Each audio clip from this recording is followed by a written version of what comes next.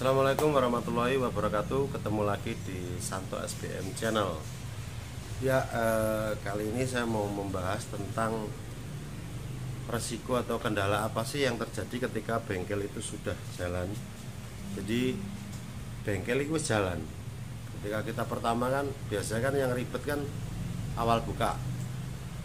Mau memulai buka bengkel, kemudian awal-awal buka itu biasanya ribet. Tapi sebetulnya itu jauh lebih ribet tuh ketika bengkel sudah jalan. Kenapa? Contoh yang pertama, jadi kalau seumpama bengkel itu sudah mulai jalan, mungkin dapat setahun 2 tahun, apalagi bengkelnya ngontrak, nah, itu biasanya banyak kendala terjadi di situ. Pertama,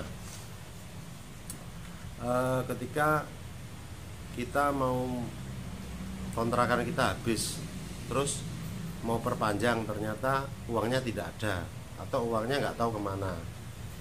Itu bukan sering, tapi itu rata-rata memang seperti itu. Jadi kadang-kadang waktu kontrakan tempatnya bengkel itu sudah habis waktunya perpanjang, tapi uangnya nggak ada.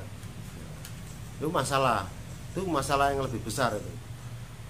Jadi dari awal buka bengkel ya. Terus kemudian yang kedua, ketika kontrakan itu nggak diperpanjang, nggak boleh diperpanjang, atau istilahnya naiknya itu nggak istilahnya di luar logika kita.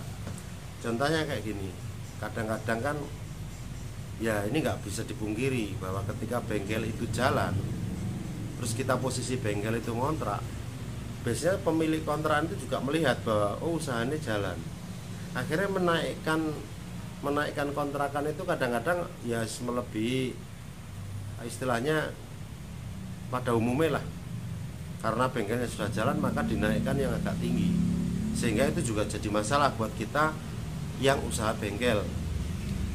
Karena apa? Karena operasional harian kita kan nggak pernah dilihat, yang dilihat adalah bengkelnya kok rame, wis kontraknya tak undakno ae. Itu masih bisa diatasi.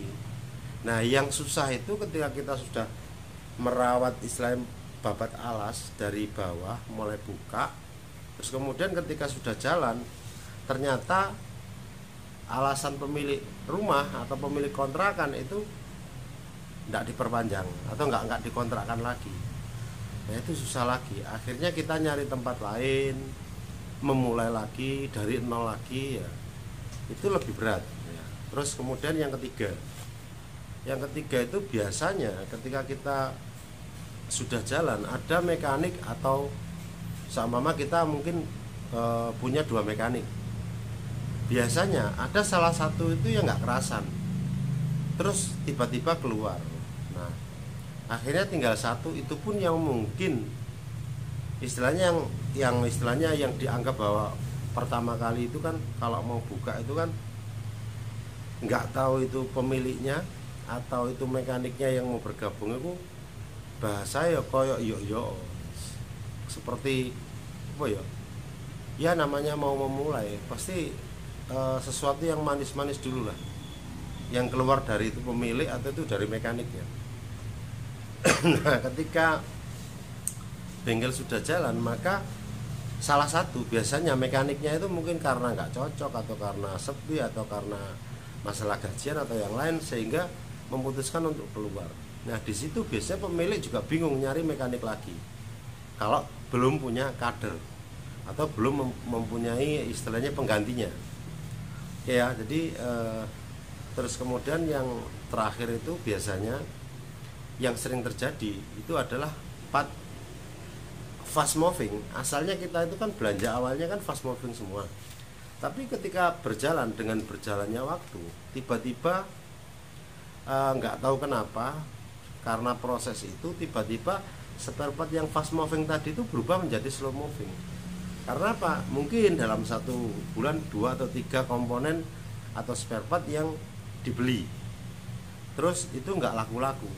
Akhirnya kan dengan berjalannya waktu tiap bulan itu kan yang kan bertumpuk, dan nanti akhirnya spare partnya jadi slow moving. Fast movingnya itu, loh ini uangnya habis, spare partnya kok nggak ada, yang ada cuma slow moving toh.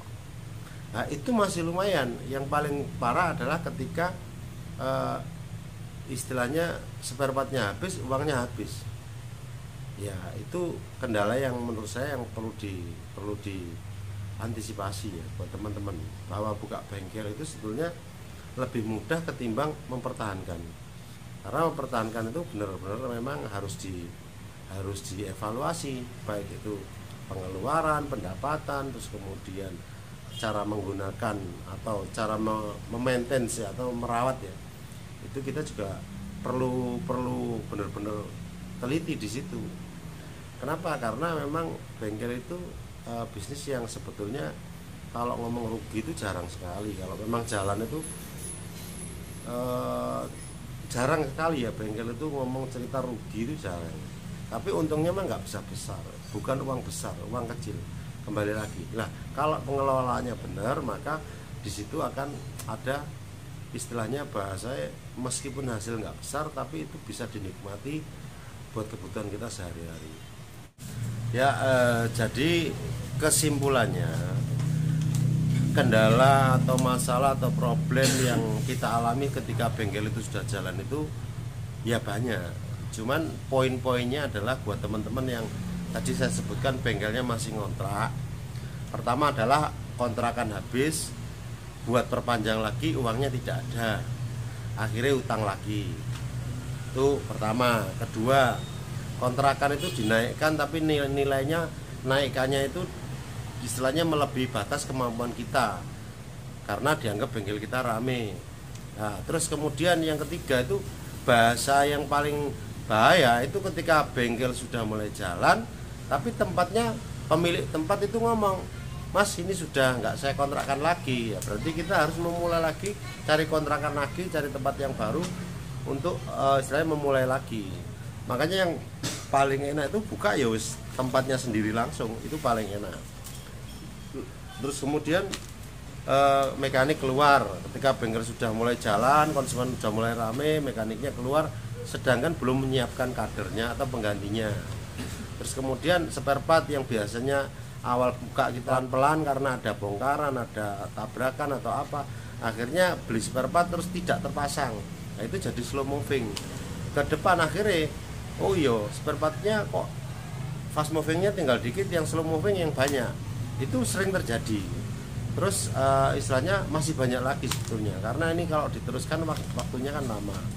Ya mungkin buat teman-teman kalau memang istilahnya topik ini tentang kendala bengkel setelah jalan ini menarik, ya enggak apa-apa, saya buatkan lagi video part 2, part 3, enggak apa-apa.